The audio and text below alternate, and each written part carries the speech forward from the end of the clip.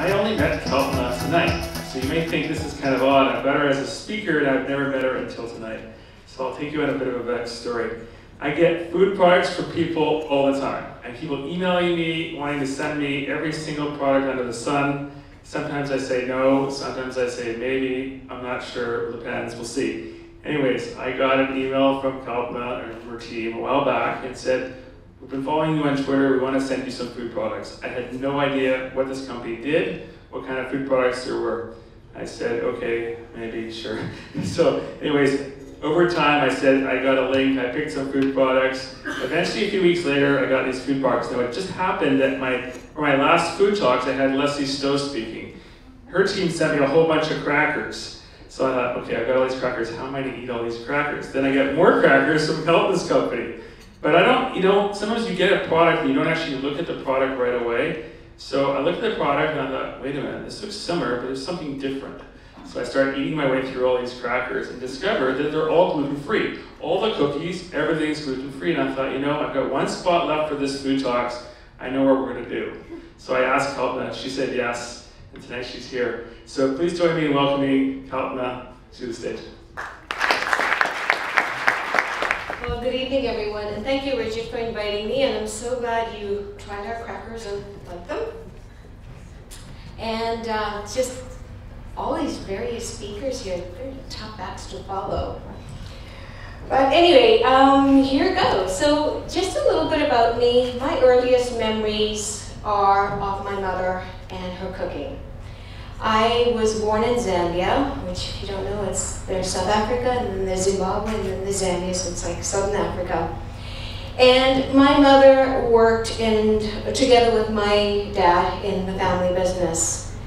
She was one of those very liberated women who went out to work and worked full-time, but she was also a full-time housewife. So one of the things she did was she made fabulous meals. Every single day we got a fabulous meal on the table. And I remember watching her. I remember all the smells of everything she made. And she cooked all these meals every single day and worked full time. Except for Sunday. She got the day off on Sunday and we all went out for supper. Not to be outdone or outshone, my dad liked to take credit for some of my mom's culinary skills.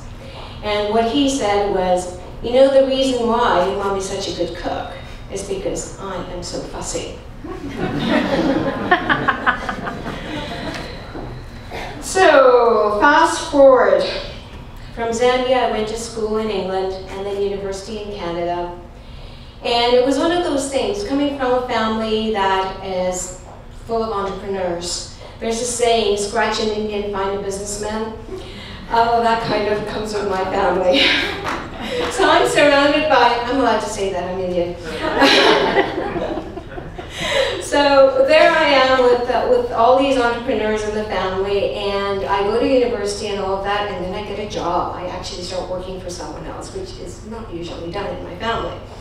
But there was always that itch to do something in terms of being an entrepreneur. And with being foodies and having a public health and business background and the entrepreneur kind of in my genes, it was inevitable that I would get into the food business. So my first venture was actually with BOBOBABY. It was a brand of frozen organic baby food that I launched. It was the first frozen organic baby food in North America. This particular brand was unique in the sense that it was frozen, but it was also free of the top 9 allergens. So as the brand became popular, people started asking us, saying, well, you're making this allergen-free food for our kids. How about making something for us? So I thought, well, it makes sense. And my daughter was getting older, and we're looking at other things that we could make. And so I went out and looked at, well, what kind of allergen-free foods are people looking for? I have a gluten-free, nut-free, soy-free, dairy-free, egg-free, fish-free, shellfish-free, no corn, no sesame. And trust me, there's still stuff you can make. But so we looked at this, and the thing that popped up over and over again was gluten-free. And we have friends and family who are on gluten-free diets, and one of the things we heard from them was there wasn't a huge selection.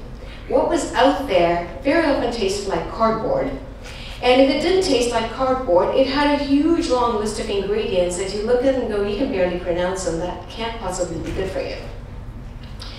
So I looked at this and I thought, well, okay, let's look at this gluten-free thing. And since it's nut-free, let's make it nut-free as well. About the same time I started looking at the whole gluten-free, nut-free products component, within about a 2-week time period, I got phone calls and emails from 3 different business brokers saying, we have a client interested in buying your BOBOBABY brand. It's like, oh, okay, this is great.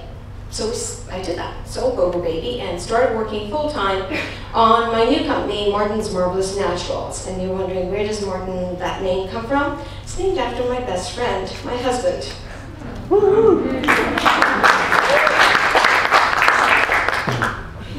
So about this time, the goal, so I set myself a goal. It had to be gluten-free, it had to taste great, and it could not contain xanthanum gum, microcrystalline cellulose, no natural flavor, and what was the other one? Carrageenan, no carrageenan. It had to have real ingredients, things that I would find in my own kitchen. It can't have any of this funky stuff that's made in the lab. So I went out and I got all these different books. I went and looked at, World Breads, Jamie Oliver, the Naked Chef, some of my Indian cooking books, my Mexican cooking book, and including this one by John Bishop.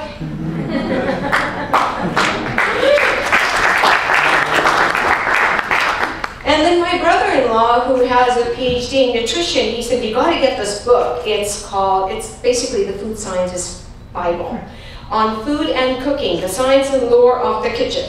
And what this said was what gluten does for your food and how it holds everything together, and you can make things without gluten, but then you gotta put in xanthanum gum. I'm going, oh, okay. So I went out and got another book, and it's gluten-free baking. And so I went through that, and sure enough, that also said you gotta you can replace the gluten with this. You gotta put in this starch and this gum and cellulose, and I go, well, no, that's really not quite okay with me. I want to make these things without these products. So then I also went out and talked to a whole bunch of people, and I said, well, what kind of things do you want? And of course, the first thing they said was, it has to taste great. Because you go to a lot of parties, and if you're gluten intolerant, you feel like you're sort of ostracized a little bit, because there'll be a little plate of gluten-free crackers, and that's for you. And then there's the really nice crackers for everyone else. And you don't get the gluten-free crackers for everyone else because they taste awful, and no one wants to come to your party. So the goal was to have a one-size-fits-all, in my opinion, where basically, let's make something that you put this out and everyone can eat it. And you don't have to have these guests feel like second-class citizens because they're eating the stuff that tastes really awful. So I went out there, and every time I went shopping, my poor daughter, I had to bribe her with meals at her favorite restaurants in exchange for coming shopping with me, because we just buy everything, every single cracker, every single cookie, every single type of granola. Because when I went down to it and looked at the information, I thought, okay, we're going to work on 3. We're going to work on granola, we're going to work on crackers, and we're going to work on cookies. Those are the first 3 things we're going to work on. So when I tried all these different ingredients with my team, kept track of where they were made, what the ingredients were, how they tasted, what we liked about the taste and the ingredients, what did we not like. And also, the next key thing was, how can we make it better and still keep it gluten-free? So the first thing I made, and I think I totally set myself up here, subconsciously, I made a granola. It's a gluten-free granola with a lot of locally sourced ingredients. I thought, that was easy. Going from regular granola to making gluten-free granola, it tastes great, it's easy to make. Little did I know that that's not always how product development works. So the next thing we wanted to make were some crisps. And that's when I realized how important that gluten is for holding everything together. We must have gone through thousands of pounds of flour, and that things got wasted, some things that were edible but not saleable got donated, some things got used as feed for animal feed, because I hate wasting things and putting it into the dumpster. But it took a lot of perseverance But it worked. And we launched 4 different types of crisps. Then we went on and we thought, okay, well, what next now? Because it's the thing, it's entrepreneur, okay, what other stuff can we make? And this was on our list. So then we launched cookies. And we had a fabulous relationship with our neighbor where our bakery is, and she recommended a particular type of equipment. So we thought, well, let's get that equipment, and then we launched the cookies. And the cookies were just a charm. They worked really well. No gluten, no xanthanum gum, no cellulose, nothing, and they worked. But all of this not being enough of a challenge, Martin and I set ourselves another goal. The goal of making food with integrity. So the first thing with regards to that is the people that we work with. We employ locally. We pay a living wage. When people said, well, so how is this raise in the minimum wage going to affect you? And I said, it's not going to affect us at all. We've never paid minimum wage. We've always paid more. We employ several staff members who are disadvantaged. And we buy fair trade where possible, because it's just the ethical thing to do. In terms of our ingredients, one of the things that we said we would do, we would buy locally as much as possible. Yes, certainly it costs more in a lot of cases, but it actually serves 2 purposes. The first one is that it reduces the carbon footprint. I mean, our buttermilk comes from Port Coquitlam. Our gluten-free oat flour comes from Saskatchewan. So we've kept it so that 90% of our ingredients are now sourced within Canada. There's the other component there too with regards to if we don't support our local farmers, then who will? I mean, there's a huge component with regards to food security. Some other things that we said we would definitely work on, we will use ingredients that we find in our kitchen, so that we could readily buy for our own use. And we will not use GMO ingredients. It has taken a lot of work. It was actually really heartening listening to everyone, because I thought sometimes I was the only one that was facing these obstacles periodically. But it's been a lot of work, but every product that we worked on, we've been able to bring it to market successfully.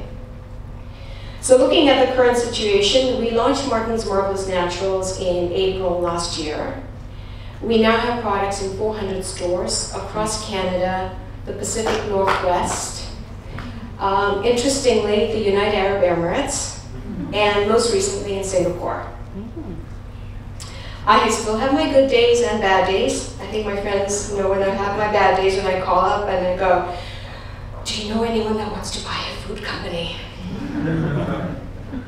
But there are special days too, those days when I wake up and I'm usually in bed checking some email before I actually get out of bed.